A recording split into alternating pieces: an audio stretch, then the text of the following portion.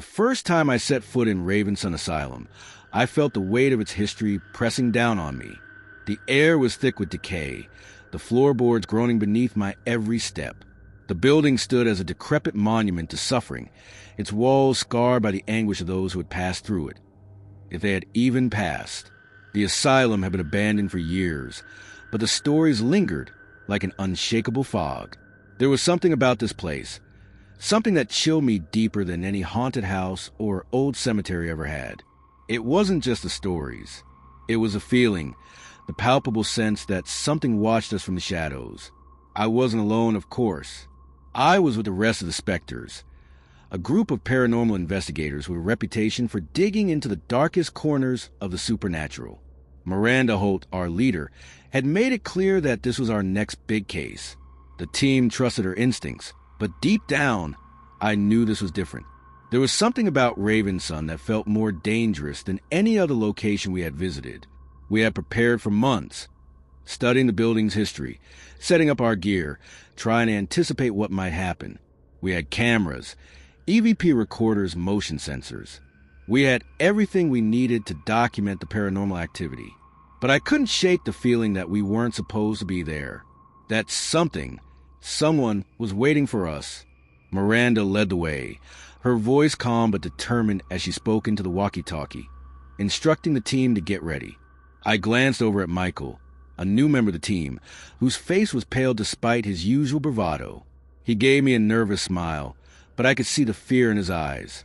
It wasn't uncommon for people to get uneasy in places like this, but I knew Michael's fear wasn't just from the unknown. He had heard the stories, too. We made our way deeper into the asylum, the silence broken only by the sound of our footsteps echoing off the long-abandoned halls.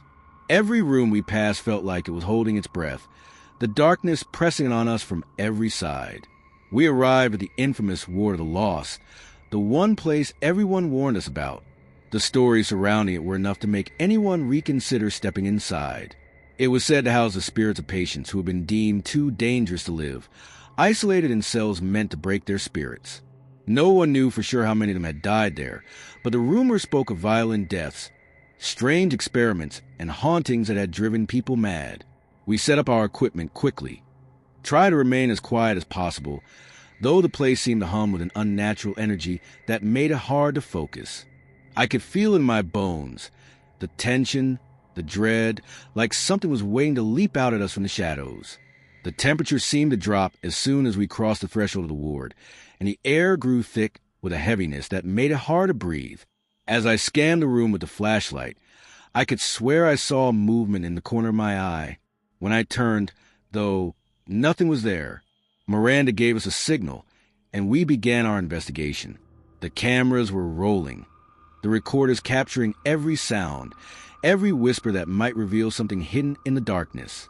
Michael, who was tasked with setting up the motion sensors, suddenly stiffened. He stared down the hallway, his face contorting into a grimace. "What's wrong?" I asked, my voice low, afraid to disturb whatever presence lingered here. I felt something," he whispered, his voice trembling, like someone grabbed my ankle. Before I could respond, he let out a sharp scream, and I turned just in time to see him fall to the ground, his hands clutching at his leg. Shadows moved around him, twisting and writhing, forming grotesque shapes that seemed to mock his every attempt to rise. The darkness seemed alive, feeding off his fear, growing stronger as he struggled to free himself. I rushed forward, along with the others, but as soon as we reached him, the shadows disappeared into the walls, leaving nothing but the sound of Michael's panicked breathing. What the hell was that? I gasped, my heart racing in my chest. Miranda's face had gone pale, but her voice remained steady. "We're not alone here. Something's watching us." The deeper we ventured into the asylum, the more I felt like we were being drawn into its heart, its dark pulse beating louder with each step. It wasn't just the spirits of the dead that haunted this place.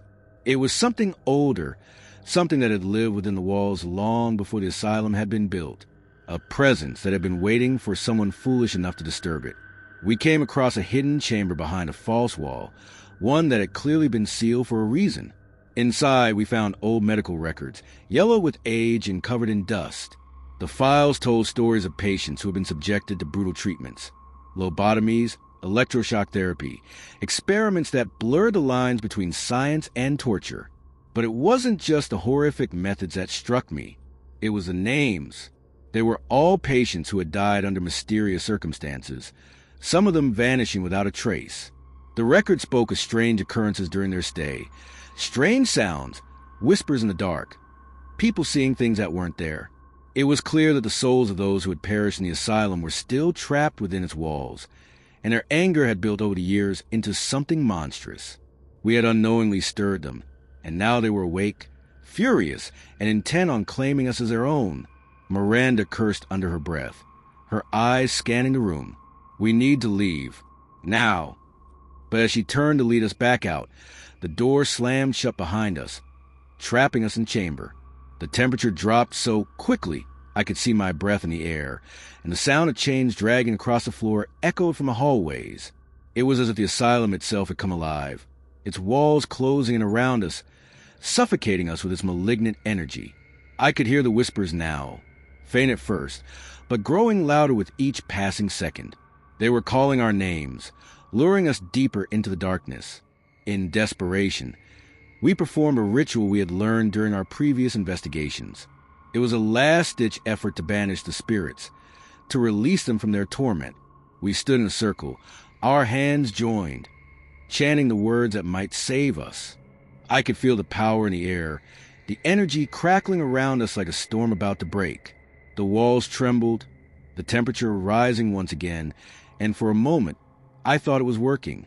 But then a voice, cold, malevolent, and unmistakably close, whispered in my ear, "You cannot leave. The asylum always claims its own."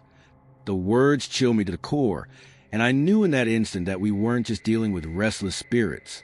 There was something far darker, something ancient, holding this place together, and it would not let us go. The ritual faltered, and the room seemed to warp around us, the very fabric of reality bending under pressure. We didn't escape unscathed.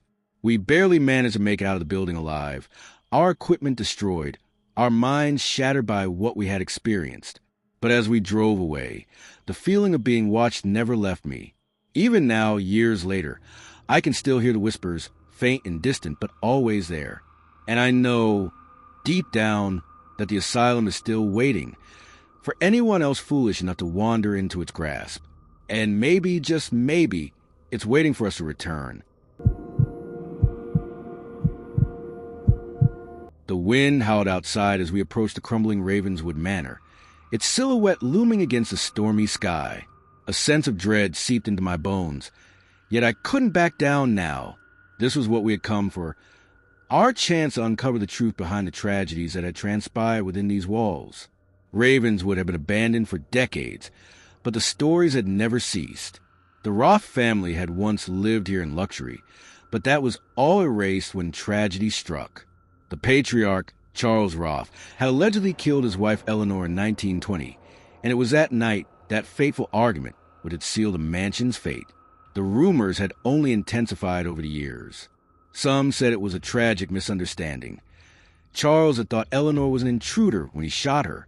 Others claimed it was something far darker, a culmination of the Roth family's financial ruin, the strain of which had driven Charles to madness. Either way, the mansion had remained abandoned ever since, its secrets locked away in the decaying walls, waiting for someone to uncover them. I was part of a small group of paranormal investigators, and we had been itching for a case like this. The house had been dormant for years, but rumors persisted that strange occurrences had plagued anyone who dared enter. Disembodied whispers, moving furniture, and sightings of apparitions.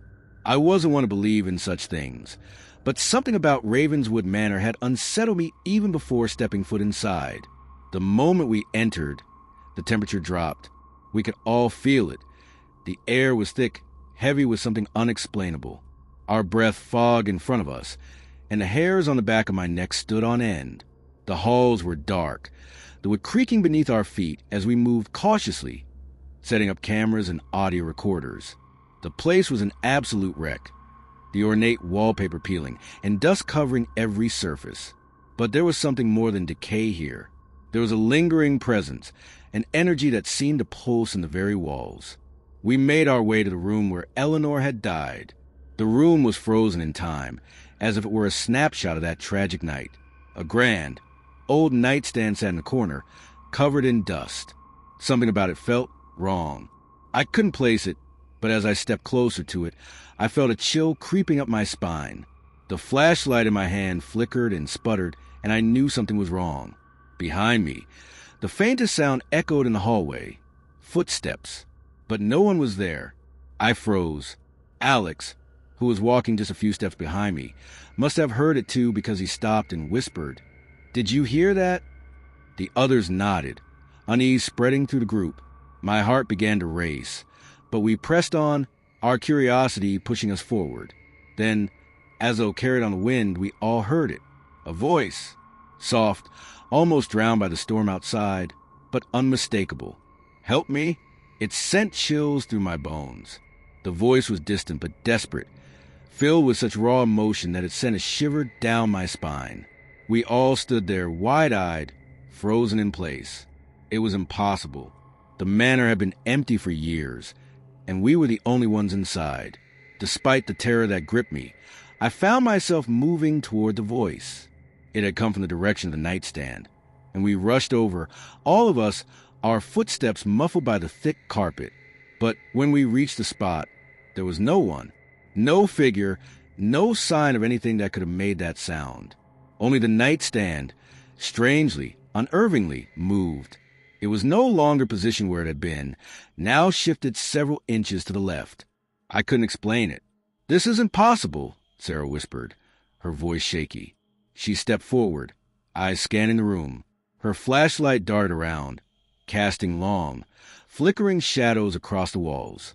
As she moved closer to the nightstand, something caught her eye, the drawer slightly ajar. She opened it and gasped. There, wedged between cracked wood, was a letter. I watched as she unfolded it carefully, her fingers trembling. It was yellowed with age, the ink faint and smudged, but the words were legible. The letter was a suicide note, written by Eleanor Roth. It spoke of betrayal, of despair, and of a life shattered by secrets. But there was no mention of murder, no mention of Charles. It was almost as if Eleanor had taken her own life of her own volition, consumed by grief and sorrow, not violence. The air in the room grew even heavier as we processed the letter's contents, and I couldn't shake the nagging feeling that something wasn't right. I had expected to find something, anything, that would prove the rumors true, but this felt wrong. Suddenly, Alex collapsed. He screamed a guttural, terrified sound, and we rushed his side. "Someone grabbed me. Someone grabbed me from behind," he gasped, his face pale and drenched in sweat. We looked around, frantic, but there was no one, just the cold emptiness of the room, mocking us. We tried to help him up, but as soon as we moved toward the door, it slammed shut with a deafening bang. The sound echoed through the house, reverberating through my skull, and my heart raced. A new sound filled the air, low and guttural. A growl. It wasn't human. It came from the corner of the room, and as we turned toward it, the shadows shifted unnaturally. The growl was accompanied by a voice, deep and filled with malice. "You should not have come." The words were like a curse. The walls seemed to close in on us, suffocating us with an oppressive, suffused darkness. We scrambled to open the door, but it wouldn't budge. Desperation clawed at me, but there was no escape. And then the shadows came alive. They twisted and stretched, morphing into grotesque shapes. Figures that flickered in and out of sight, their eyes glowing red, staring at us with malice and hunger. I could hear Sarah whispering frantically, trying to reason with whatever it was. But it was useless. The air was thick with dread. Something ancient and terrible had awoken in the depths of Ravenswood Manor, and we were its prey. Panic set in as I realized we were trapped. The walls, the floors, the very air around us seemed to close in tighter with every passing second. The temperature plunged even further, and I could see my breath coming out in quick bursts, freezing in the air. And then the voice came again, louder this time, filled with a fury that made the ground tremble beneath our feet. "You should not have come." I had no idea how much time had passed. It could have been minutes. It could have been hours. We were fighting to keep our sanity, our lives, but it felt like the manor itself was slowly devouring us. Finally, after what seemed like an eternity, the door burst open and we bolted for the exit. We didn't stop running until we were outside, gasping for air, our hearts pounding in our chests. But we knew deep down that we hadn't left Ravenswood Manor. Whatever had waited inside those walls had followed us. We had unleashed something that night, something we couldn't understand or control. And Ravenswood Manor, with its decaying walls and dark history, would never be the same. We never spoke of that night again. But I know what I felt, what I saw, and I will never forget the horror that was unleashed in Ravenswood. It is still out there, lingering in the dark, waiting for the next group foolish enough to come looking for answers.